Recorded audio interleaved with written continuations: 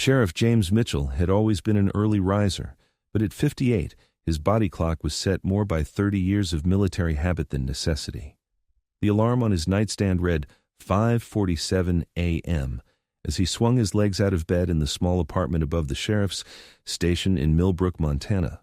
Population 3,247, according to the last census, though James suspected it was closer to 3,000 these days. The morning routine was sacred. Black coffee, no sugar. Scan the overnight reports, usually just noise complaints or the occasional drunk and disorderly. Check the weather.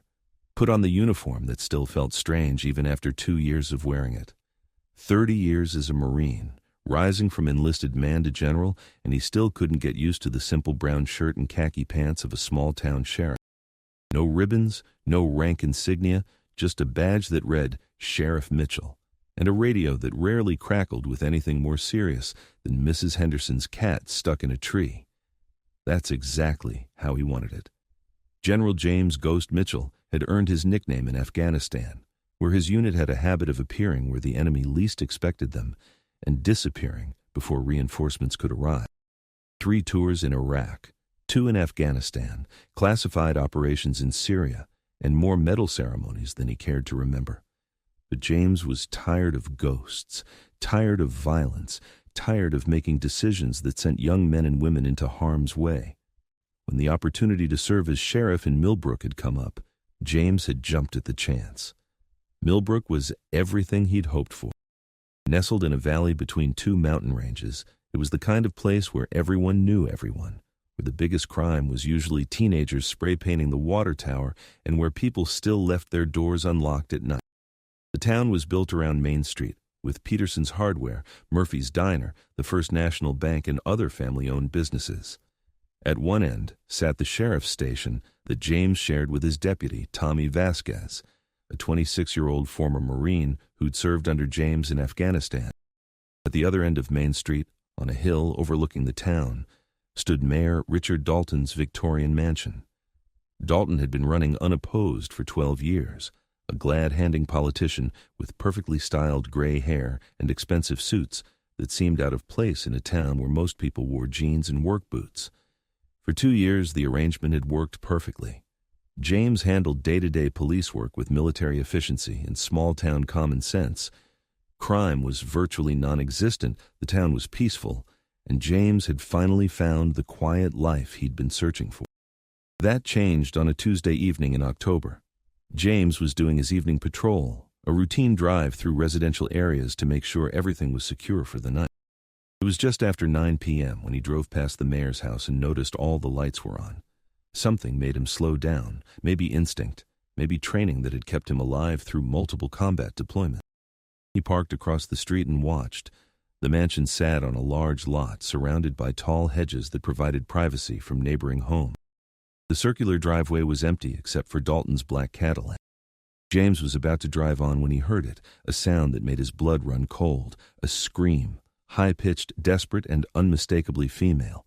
It came from somewhere inside the house, muffled but clearly audible in the quiet evening air. For a moment, James sat frozen in his patrol car. Domestic disputes weren't uncommon, even in small towns. Maybe Dalton and his wife were having an argument. Maybe someone was watching a movie with the volume turned up too high.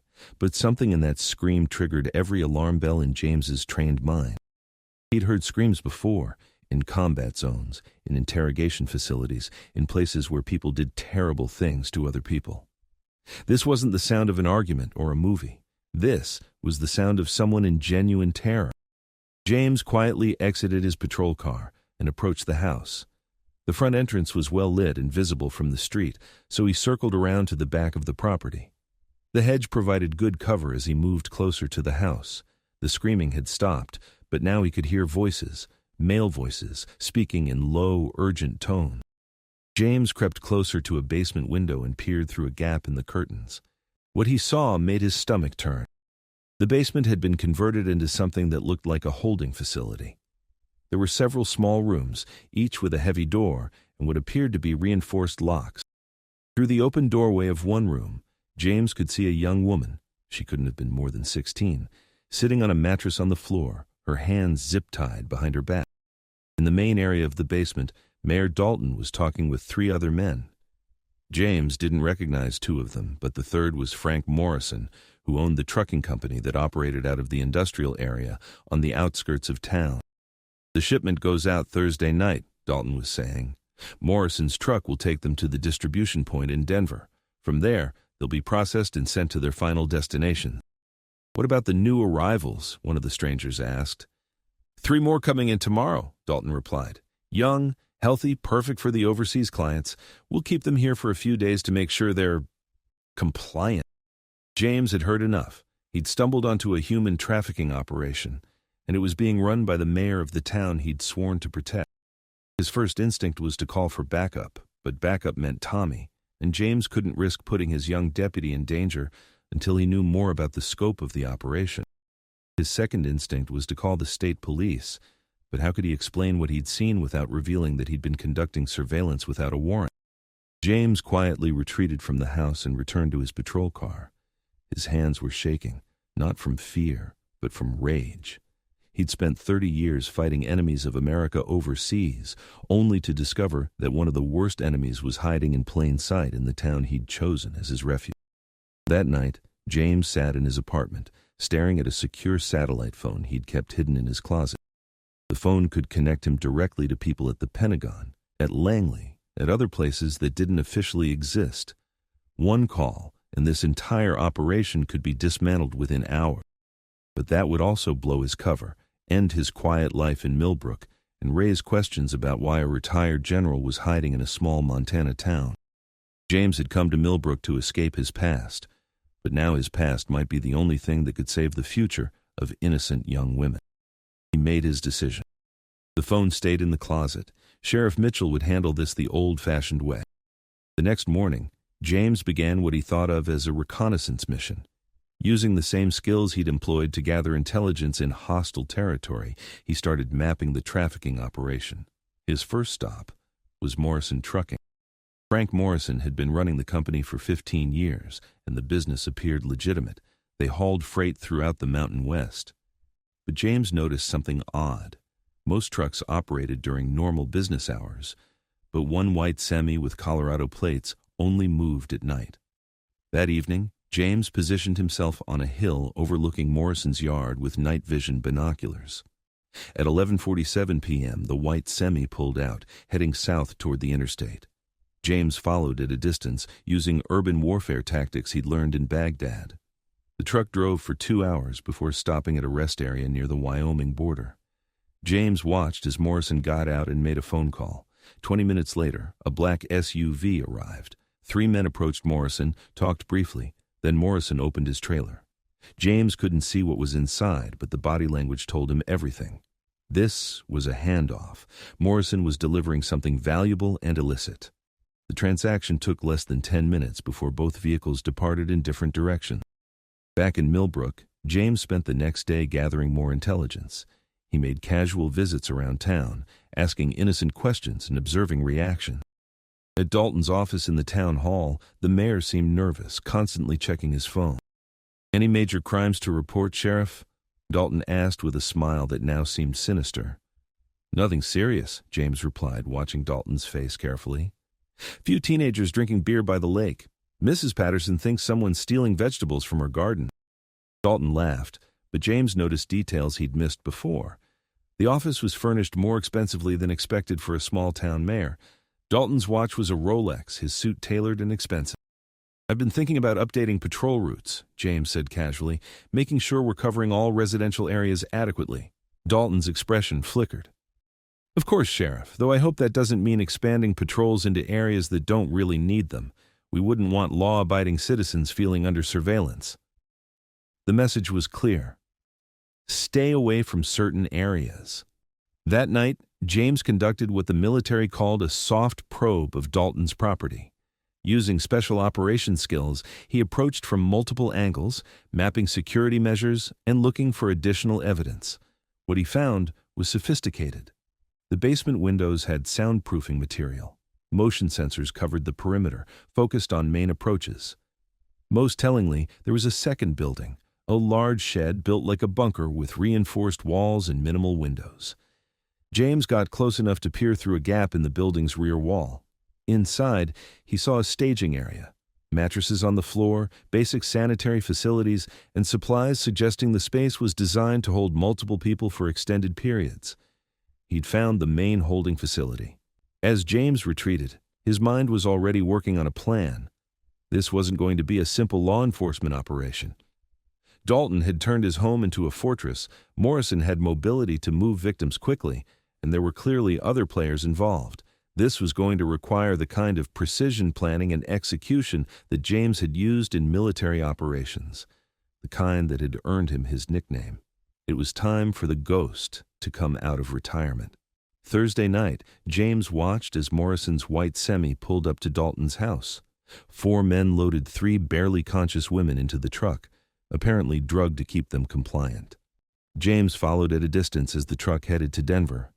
This time, Morrison drove to an industrial area near the airport, where the truck was met by a van with out-of-state plates.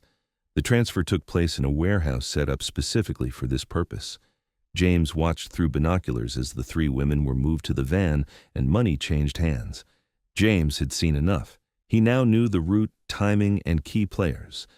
But a conventional law enforcement approach wouldn't work. Dalton was the mayor with connections throughout local government. Morrison had mobility to move victims quickly. The buyers clearly had resources and experience. This required methods Sheriff Mitchell couldn't use, but General Mitchell had mastered over 3 decades of military service. James spent the next day making final preparations, checking equipment, reviewing intelligence, and planning contingencies. The plan was simple in concept, but complex in execution. Simultaneously neutralize the operation's leadership, secure the victims, and gather evidence for convictions. He started with Morrison. The trucking yard was isolated in the industrial area. At night, it was deserted except for Morrison himself, who often worked late managing logistics of his dual businesses. James approached using infiltration techniques, bypassing minimal security designed to deter casual theft, rather than a determined intruder with military training.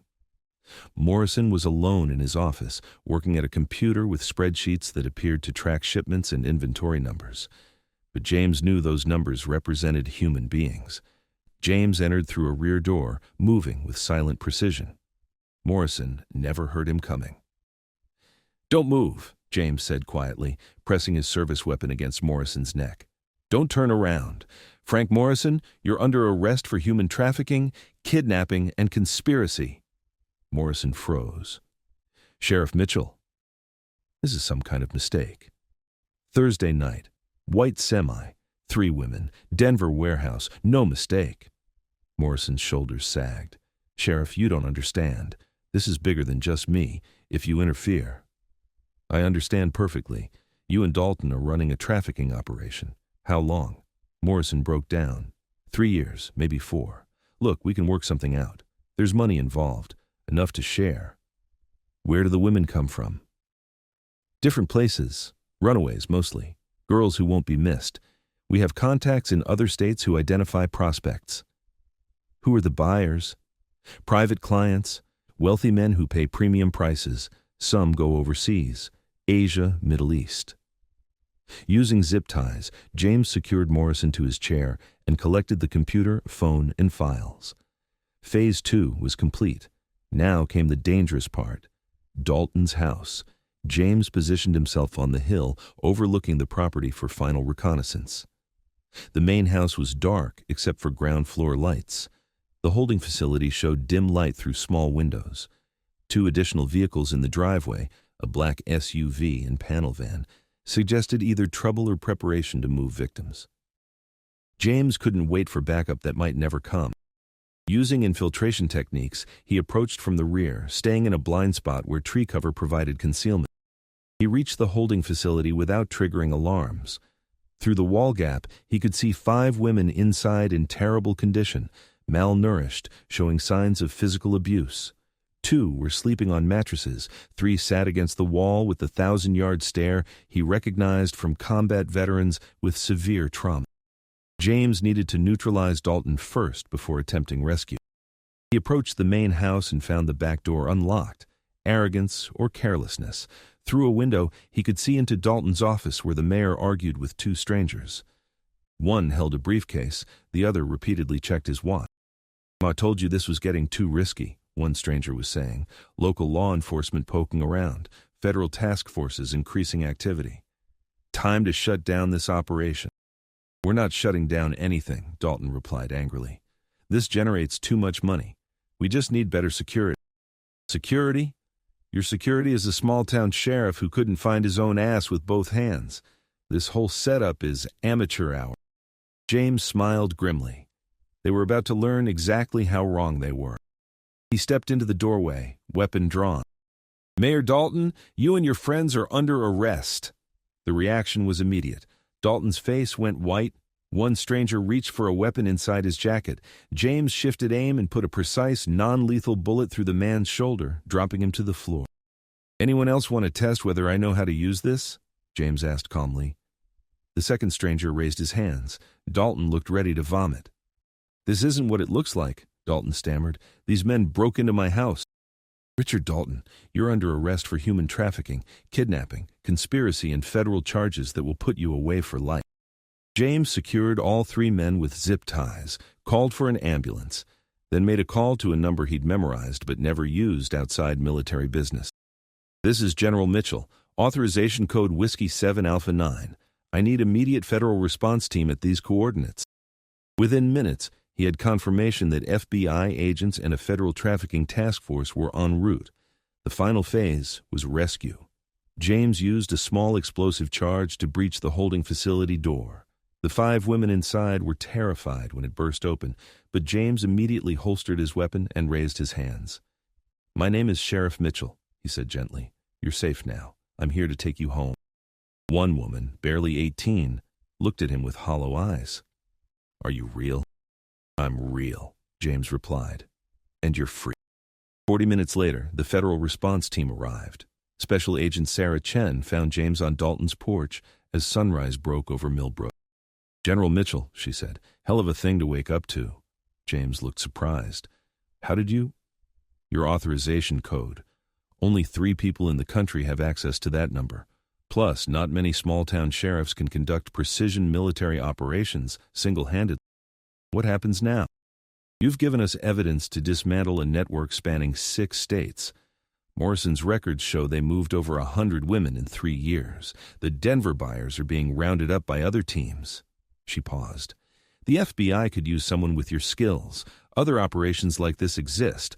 Other towns where monsters hide behind respectable facades." James watched as the rescued women were gently loaded into ambulances. "I came here to retire." "Did you? Or did you come because you knew this was where you were needed?" 3 months later, trials were over. Dalton received life without parole. Morrison got 30 years. The Denver buyers and suppliers were convicted on federal charges. The 5 rescued women were receiving treatment, 3 reunited with families. James Mitchell remained sheriff of Millbrook. The town rallied around him when his story broke. Far from being shocked, residents seemed proud that someone of his caliber had chosen to serve their community. The ghost had found his final mission, protecting the innocent, one small town at a time. Sometimes the war never ends. It just finds a new battlefield. And sometimes the most important battles are fought by one person willing to stand up for those who cannot protect themselves.